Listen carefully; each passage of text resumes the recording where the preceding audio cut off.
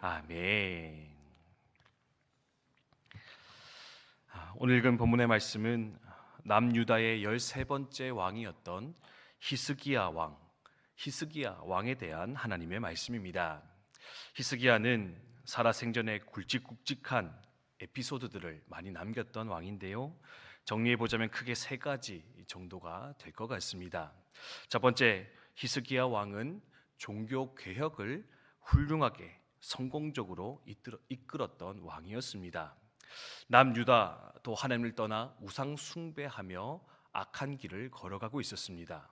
특별히 히스기야의 아버지였던 아하스 시대에는 그 우상 숭배가 악하여져 갔던 남유다의 상황이었는데, 그런 상황 속에서 등장하여 성전 중심의 종교 개혁을 훌륭하게 이끌었던 왕, 그가 바로 히스기야였습니다. 종교 개혁뿐만 아니라 나라의 경제적, 사회적 부흥도 이끌었던 왕이 바로 히스기야인데, 그래서 역사적으로 참으로 훌륭했던 왕이라 평가받는 이가 바로 히스기야입니다. 두 번째로 그가 했던 업적이 무엇이냐? 바로 아수르의 침공으로부터 남유다를 지켜냈던 일이었습니다. 히스기야가 재위하고 있을 때 북이스라엘 가운데는 큰 사건이 있었는데요.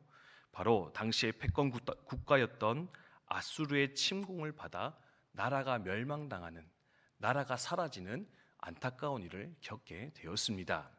이 일은 남유다에도 영향을 미쳤는데요.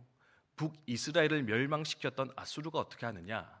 남유다도 정복하겠다고, 무찌르겠다고 쳐들어와 위협하는 일이 생겨나게 되었습니다. 예루살렘이 포위를 당하였습니다.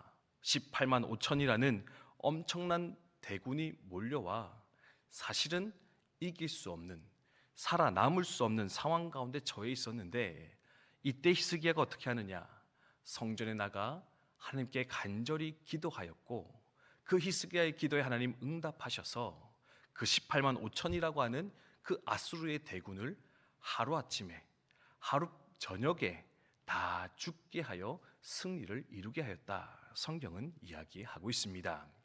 그리고 마지막 세 번째 에피소드가 무엇이냐? 바로 오늘 읽었던 열왕기하 20장의 말씀입니다. 개인적으로 아주 놀라운 구원을 경험했던 히스기야 왕인데요, 한 번은 크게 상처를 입고 죽게 되었습니다. 하나님은 이사야 선지자를 통해서 넌 이제 곧 죽을 거야, 너 이제 죽을 목숨이야, 예언까지 하게 하셨었는데요, 오늘 말씀에 따르면 그는 또 이 위기 앞에서 무릎 꿇어 하나님께 통곡하며 기도했더니 하나님이 어떻게 하셨느냐? 그의 기도를 들으시고 그의 생명을 무려 15년이나 더 연장시켜 주었더라. 그리고 이것을 이룰 징표로서 해를 10도나 뒤로 가게 만드는, 10도를 뒤로 가게 해서 내가 반드시 이것을 이룰 것이다 라고 하는 놀라운 징표까지 주었던 사건이 그에게 있었다, 성경은 이야기를 하고 있습니다. 좀 길게 설명을 드렸는데요, 이 히스기야의 삶을 다 설명드린 이유가 무엇이냐? 이 히스기야를 통해서 우리가 깨달을 수 있는, 우리가 너무나 잘 알고 있는 영적 원리 한 가지가 있는데, 그것은 바로 곤고할 때 기도해야 한다. 곤고할 때 기도하면 우리 하나님 여전히 일하실 것이다. 이 사실 이 아침에 함께 붙잡으며 나아가기 위해서 그의 생애를 함께 나누게 되었습니다. 히스기야, 그는 기도의 왕이었습니다. 위기도 많았지만 그만큼 그 위기들을 놀랍도록 극복할 수 있게 만들었던 한 가지 동력, 원인이 무엇이냐?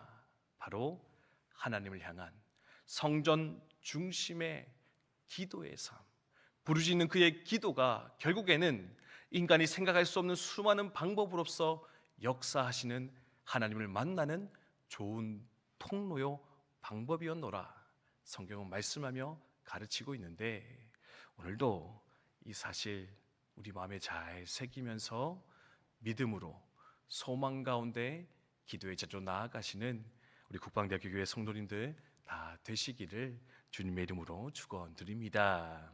물론 이 새벽에 새벽 기도회까지 나오실 정도면 이런 믿음 가지고 다 오지 않으셨을까 생각이 드는데요, 그럼에도 불구하고 내 오랜 기도의 제목이 응답되지 않으면, 또는 계속되는 삶의 고난과 어려움 속에 있을 때에는 이 사실을, 이 영적 원리를 잘 잃어버린 채 살아갈 때도 많이 있는 것 같은데, 다시금 하나님, 내가 기도하면 하나님 들으시는 줄 나로 믿게 하여 주시옵소서.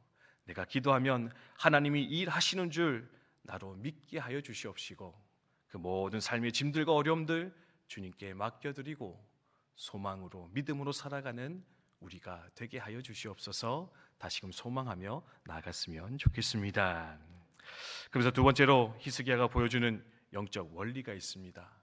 첫 번째가 곤고할 때는 기도해야 된다. 힘들 때는 겸손히 부르짖어야 된다. 그리고 두 번째는 뭐냐? 하나님이 응답해 주시면, 내 삶이 풍요로움으로 채워졌을 때는 하나님께 감사와 영광을 올려 드릴 수 있어야 된다. 감사와 영광은 오직 하나님께 드리는 것이다. 여러분 기억하면 좋겠습니다. 왜 이런 말씀 드리느냐? 오늘 말씀에 보면은요, 히스기야가 기도해서 무려 생명을 15년이나 연장을 받았습니다. 그전에는 아수르에 침공받아서 나라가 구원받았고요, 또 종교개혁을 통해서 나라가 부강케 되어지는 역사를 그는 경험하게 되었습니다. 여러분, 이만큼 은혜 받았으면, 이만큼 하나님의 기적을 경험했으면 여러분 어떻게 사는 것이 인지상정이라 할 수 있겠습니까? 우리 아침에 드렸던 찬양 가사처럼, 하나님, 나는 참 잘난 것 없는데 하나님 은혜로 이만큼 살았습니다. 하나님 복 주셔서 내가 이만큼 삽니다.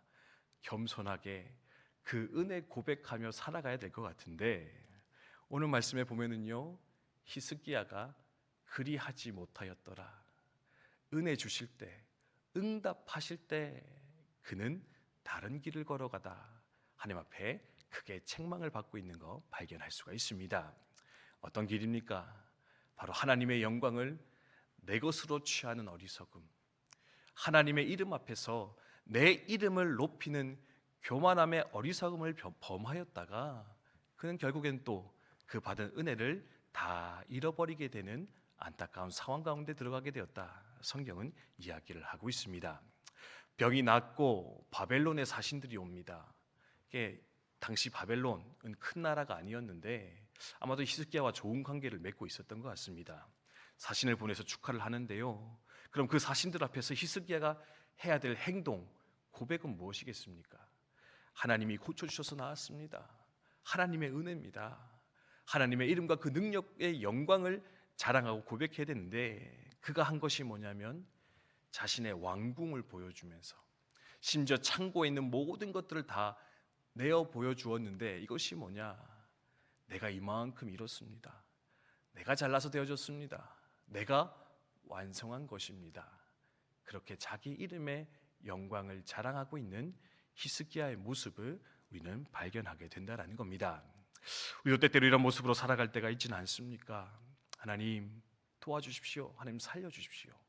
공부할 때는 기도하고 부르짖으며 통곡했는데 그 모든 어려움들 지나가고 나면 결국 이 모든 것이 마치 내가 이룬 것처럼, 내가 완성한 것처럼, 내가 일궈낸 것처럼 내 이름의 영광을, 내 삶의 어떠함을 드러내며 자랑하여 하나님의 그것을 취하여 살아갈 때가 많이 있는데, 사실 히스기야를 통해 우리가 기억해야 될 더 중요한 영적 원리는 무엇이냐?